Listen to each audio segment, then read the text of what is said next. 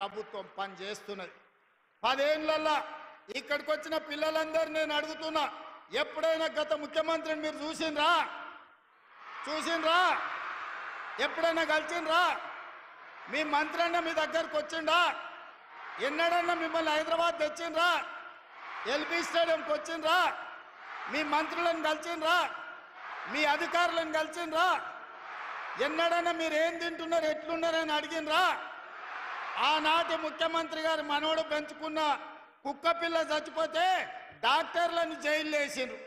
కానీ మీ గురుకులాలలో పిల్లలు చచ్చిపోతే మాసాయిపల్లిలో బడికి వేస్తున్న బస్సు రైలు గుద్దుకొని 30 మంది చచ్చిపోతే కనీసం కన్నీళ్లు కూడా గార్చలేదు ఆనాటి ముఖ్యమంత్రి. ఆ రోజు నుంచి ఈనాడు స్వయంగా మీరెన్నుకున్న ప్రజాప్రభుత్వంలో మీ రేవంత్ అన్నను డైరెక్ట్గా చెయ్యి కలిపి మీ అన్నగా మీరు కలిసి రాలేదా?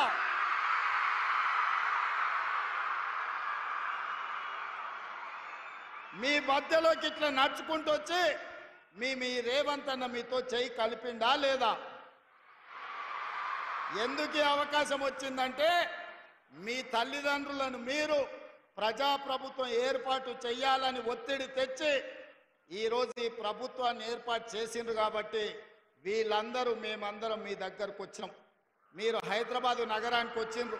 మీరు ఎల్బీ స్టేడియంలో ఎప్పుడు కూడా ఊహించని విధంగా ఈరోజు మీరందరు ఇక్కడికి వచ్చిండ్రు. మీ టీచర్లు మిమ్మల్ని తీసుకొచ్చిండ్రు. ఇవాళ పండిత్ జవహర్లాల్ నెహ్రూ గారి జయంతి సందర్భంగా ఈరోజు బాలల దినోత్సవం మీ అందరి మధ్యలో కూర్చొని మనమందరం ఈరోజు నిర్వహించుకుంటున్నాం.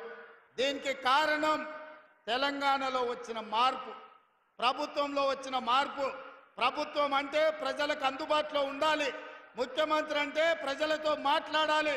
ముఖ్యమంత్రి గారు మంత్రులు మీ బాధ మీ కష్టం తెలుసుకోవాలి, మీ అవసరాలను తీర్చాలి. మీ అధికారులు మీరు చదువుకుంటున్న పాఠశాలకు రావాలి. అందుకే ఈరోజు అధికారులను, ఎమ్మెల్యేలను, ఎంపీలను, మంత్రులను, ప్రభుత్వ సలహాదారులను అందరినీ కూడా మీ దగ్గరికి తీసుకొచ్చి అందరిని ఒక వేదిక మీద కూర్చోబెట్టి మీతోని 2 గంటల నుంచి దాదాపుగా 3.5 గంటలు మా తెలంగాణ విద్యార్థులు గొప్ప కళాకారులుగా ఈ వేదిక మీద పర్ఫార్మెన్స్ ఇవ్వడం ద్వారా లక్షలాది మంది తెలంగాణ విద్యార్థులకు ఒక స్ఫూర్తిగా నిలబడ్డారు. ఎప్పుడైనా మీ రెసిడెన్షియల్ స్కూల్ పిల్లలు ఎల్బీ స్టేడియంలో పర్ఫార్మెన్స్ చేసిండ్రా? మీ కళల్ని ప్రదర్శించిండ్రా ఎప్పుడన్నా?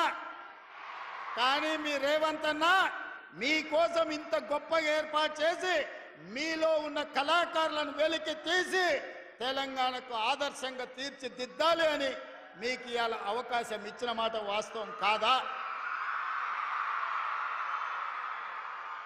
అందుకే ఈరోజు మీ అందరిని కలవడం ద్వారా రాని మిగతా 26 లక్షలు, అదేవిధంగా ప్రైవేట్లో 36 లక్షలు, ఈ 2 కలిస్తే దాదాపుగా 60 లక్షల మంది విద్యార్థులు ప్రభుత్వ ప్రైవేట్ పాఠశాలల్లో చదువుకుంటున్నారు. ఈ 60 లక్షల మందే తెలంగాణ సమాజం.